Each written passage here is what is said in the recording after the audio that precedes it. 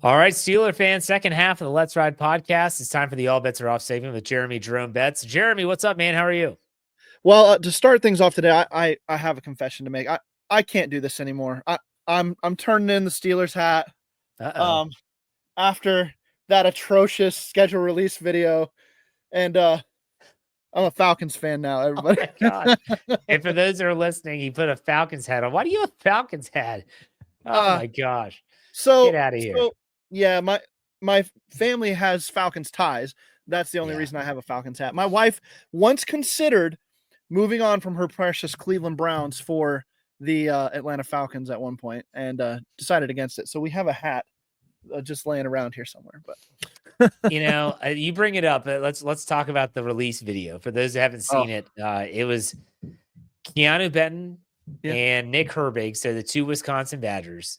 Yep. And they were searching for, what was it, a Sasquatch? Is that what they a squatch or whatever?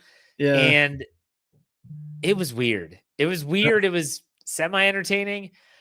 I think the Steelers have missed on their videos since the one where Cam Hayward was the protector of the schedule and Franco was the one that released it. Yeah, that was the last. That was the last good schedule release video that they've had. Do you agree or disagree? I 100% agree. And I mean, they just that Sasquatch video was maybe the worst 5 minutes of video I've ever watched. Outside of maybe the playoff game to the Ravens that I last year that I was actually in town for, in Baltimore for. I may not have been any more miserable at any point sitting down watching something in my life than that schedule release video. They didn't even release the schedule in the Sasquatch hunt. They just left clues to the teams that we already knew about, and then they just listed off at the end. It was scrolled them like the end credits. Like it was pointless. It was weird. It was pointless. Yeah. I mean, the Zach Gentry where they tried to recreate the dodgeball video. Yeah. And the dude doesn't even make the team that year. It's just so bad. So bad. But they need some kind of animation team to just jump in and do an animation of some kind, or something like the Titans do every year where it's their actual fans getting involved. I thought the Titans video was pretty good this year. I thought 2 years ago when they were in Nashville, and they were interviewing those people and they said, who is this team? Like in the Chargers, and the one woman goes, Lightning McQueen. Yeah. This is the Lightning McQueens. And like that, that was, in my opinion, the best video ever. Like I would rather laugh at that than I would, the Chargers put so much detail into their videos and they roast teams like little by little. They do. I'd rather have the funny one. Like I just think it's funny. But and last thing I'll mention real quick is that from that video, the girl called the Steelers the 49ers 69er stars or something like that. Yeah. I named like every fantasy team that year the 49ers 69er stars because that was just the most hilarious thing to me. But that's like the Red Stallions or the Falcons. Yeah. And the Falcons actually changed their Twitter handle for like a week to the Red Stallions, which is classic. Anyways, for those that don't watch these videos, you have no idea what we're talking about, but it is funny and it is worth talking about. But what did you think about the schedule? I know that Art Rooney II, he called it, he thought it was fairly balanced and he thought it was better than what it was last year. Would you agree with that assessment? Yes, I would. On a surface level, I mean, there was no way with this series of opponents that they were going to have this year to make an easy schedule out of it. Right. It's just a tough slate of opponents. But the fact that it's not so ridiculously backloaded is so much better. So I would take this schedule 100 times over what we had last year. And when you talk about the Steelers' preparedness for what's coming, I think that they can look at this and not feel like that those last 5 weeks or whatever are going to absolutely destroy any chance that they have of being special. It's a long second half of the season, second half, quote unquote, after that week 5 bye week, but there's no stretch in here where I would say that the Steelers don't have something that goes their way in one form or fashion.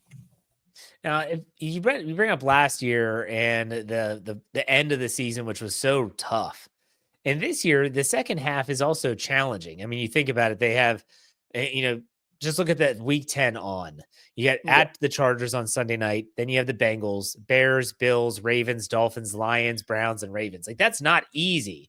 If you had to choose between finishing the season with a tough stretch or starting out the gates with a tough stretch, what would you choose? It depends on the person you're asking. If you're asking the fan in me, the fan says I'd rather start out with the harder teams where they haven't figured themselves out as much. And I think that the Steelers, the way they play football, they come into those matchups a little bit better suited for it. And I know that maybe that theory got debunked a couple years ago when the 49ers came to town and rocked the Steelers. And you were like, okay, what is this team after that? But when I just look at it, maybe you've got a little bit of a leg up with a defense that has high continuity, and usually defenses are ahead of offenses at that point in the season when you're first starting out. So I would prefer that as a fan. Now, as a football watcher and as somebody who would say, what is this team? I would like them to play the harder teams at the end of the schedule. That gives me a better feel for what they are, where they stand, and just looking at the overall NFL landscape. Last year, we found out over those final few weeks that they were not built for this. Right. This year, we might get the same impression. We might get an opportunity to see that they are built for it. So if you ask one of those guys, that was what I would tell you. That's fair. That's fair. Now, on Wednesday night, when we did our preview special, and Dave, Brian, myself, we went through, I talked about in the first half of the show. It hit me like a ton of bricks during the show when I was doing with the Steelers preview is I don't know how anyone can in their right mind predict anything when you don't know who the quarterback's going to be. We can sit here and say we think Aaron Rodgers is going to be the quarterback. Aaron Rodgers has done crazier stuff, and I can see him saying, I just don't feel like doing it this year. I'm just not going to play, or I'm just not going to play right now, and I might wait for a team that gets an injury or something along those lines. I just think that for the Steelers, any team to try and handicap them without a quarterback, it's darn near impossible, in my opinion. Yeah. What do you think the ceiling is now that we know the schedule? A ceiling with wins if Rodgers plays, ceiling of wins if Mason Rudolph is the quarterback. So the ceilings still kind of feel the same to me. The ceiling for Rudolph, I always thought was 10 games. I don't think they get more than a sneaking into the double-digit wins with Rudolph at quarterback. Now, there's going to be a contingent of Steelers fans that think that he's the sun, moon, and stars, and he's going to take them places. Right. But I just don't see that. With Rodgers, I still think it's 11 or 12 wins as the ceiling. I think that, though, you're looking at a team, and we talk about all the time, it's the thing that frustrates me the most that the national media just kind of doesn't get. Their floor is going to be the same no matter who the quarterback is because of Mike Tomlin and the infrastructure of the organization and the team. Now, throwing the quarterback in changes their ceiling. That's the only thing that we're trying to figure out here is what can they be? What's the best they can be? And that will be determined by who the quarterback is. But I can safely look at the schedule personally, no matter not knowing who the quarterback is, and say, I see an 8-win floor for this team, no matter who the quarterback is, because of the infrastructure and because of Mike Tomlin. The ceiling is what I cannot predict without that quarterback in place, personally. Yeah. It's just so difficult. You're looking at games like week 1, just as an example, at the New York Jets. If Aaron Rodgers is the quarterback of the Steelers, I think that unless the offensive line completely falls apart, which is possible, they win that game. If Mason Rudolph is the quarterback, and if the offensive line completely falls apart, man, who knows? And that's why I think that there's still a lot of like things that have to unfold for the Steelers. And I can't help but think they kind of screwed the pooch at the quarterback position. Would you think, and I know you talked about this on the Steelers Fix with Andrew, do you think that getting to see Will Howard this season for any reason, injury, what have you, poor play by people ahead of him, do you think that's a good thing, or do you think that's actually could change the plan, which is 2026 get a quarterback? So I don't think that anything Will Howard can do this year would change their plan outside of a Ben Roethlisberger rookie season.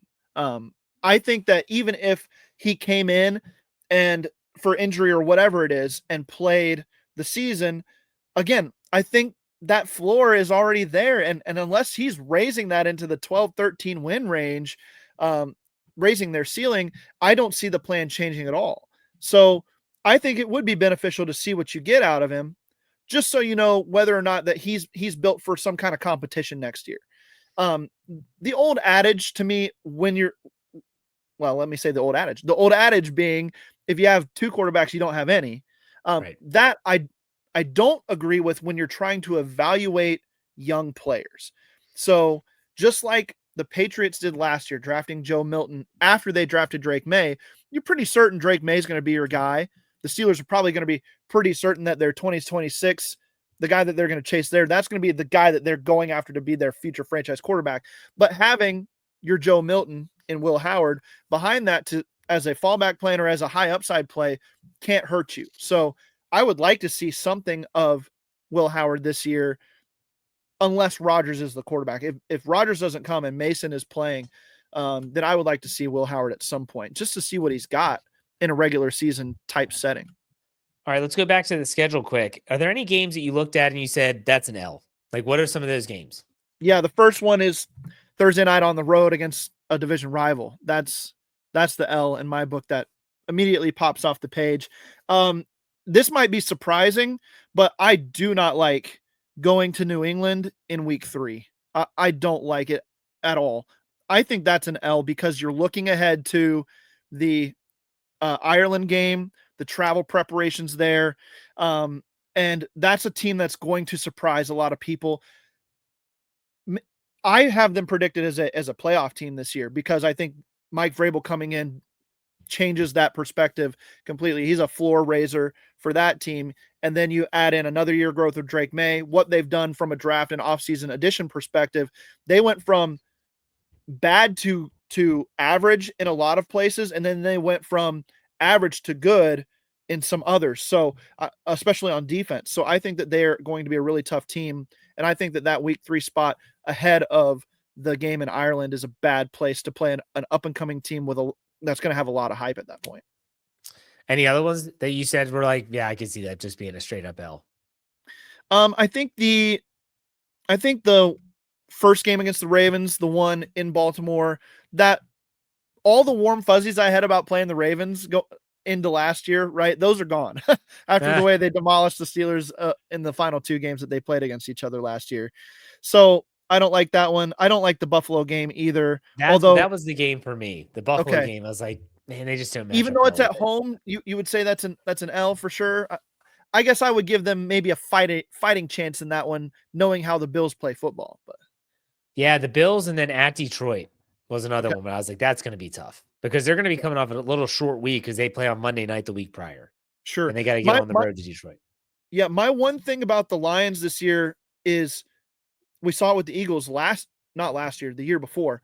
Losing both coordinators, especially high-end ones like that, to head coaching jobs is a blow that's going to be hard to overcome. So my expectations for a 14 or 15 win Lions team again, that's way tempered. I don't think they're going to be quite that good. I would be more scared of the Bears at this point, personally, than I would be of the Lions in this situation. You have to go to Chicago, probably in the cold. You got to go to Detroit, but that's indoors. I don't know. I just feel a little bit less enthused about the Lions this year overall. Right. Well, and I want a little caveat to all the listeners out there. Listen, stuff changes every year. Yeah. You might look at that Buffalo game and say, oh my gosh, that's just chalk an L up right now. But if Josh Allen suffers an injury, and I'm not saying I hope he does, but if he suffers an injury and Mitch Trubisky's the quarterback, you still chalking that up to an L? That's a late season game. Same with Detroit. If, I don't even know who their backup quarterback is. Teddy Bridgewater was that guy last year. But if Jared Goff goes down, who do they have? Things can change, folks. So let's pump the brakes on the knee-jerk reactions. But any final thoughts on the schedule or anything, Jeremy? I like it overall. I don't have any qualms with this one like I did last year. I think this is just a fair, difficult schedule. A lot like, there went my my flag. A lot like a lot like, maybe a Super Bowl season 2008 where they had the toughest schedule in the league. It felt fair. It was a tough schedule, but it felt fair. I kind of feel that way about this one too. I'm really excited though for that Chargers game, Sunday Night Football in LA. The Steelers fans are going to always show up to that game, and it's the Najee Harris revenge game. And my boy Caleb Johnson going to be probably, I think the true RB1 by that point. And I'm just looking forward to Caleb Johnson going for like $150 while Najee Harris and the Chargers are not even competitive on that side, because he's probably not going to even be their starting running back at this point. Right. That's probably Marion Hanson. But all right, Jeremy, I appreciate your time. Why don't you tell everyone where they can find you in terms of podcasts, writing, all that stuff? Yeah, Steelers Fix podcast. If you missed it from yesterday, we said goodbye to Andrew for the summer. Yeah. We were hoping to have Corey Eckenroth on that. He's going to be my main partner on the Steelers Fix throughout the summertime here. But he got stuck in traffic, so we didn't get a chance to have him on. But he'll be on next week with me on the Steelers Fix. Saying goodbye to Andrew for the summer on the Draft Dynasty podcast. If you go over to FFSN NFL feed, wherever you get your podcasts, you can see that one. We're looking ahead before Andrew leaves. We're looking ahead to 2026. That's what he wanted to do. It's his thing. So we're going to do that too. Even though there's a lot going on right now, Jeff, we're going to still look at 2026. And then stay tuned for my draft recaps on the website, ffsn.com. I've got some Steelers stuff coming out too now that the schedule is out as well. We'll hit up a bunch of those things on steelcurtainnetwork.com. All right. Great, Jeremy. As always, thanks for your time, man. We'll talk next week. Thanks, Jeff. Have a good one.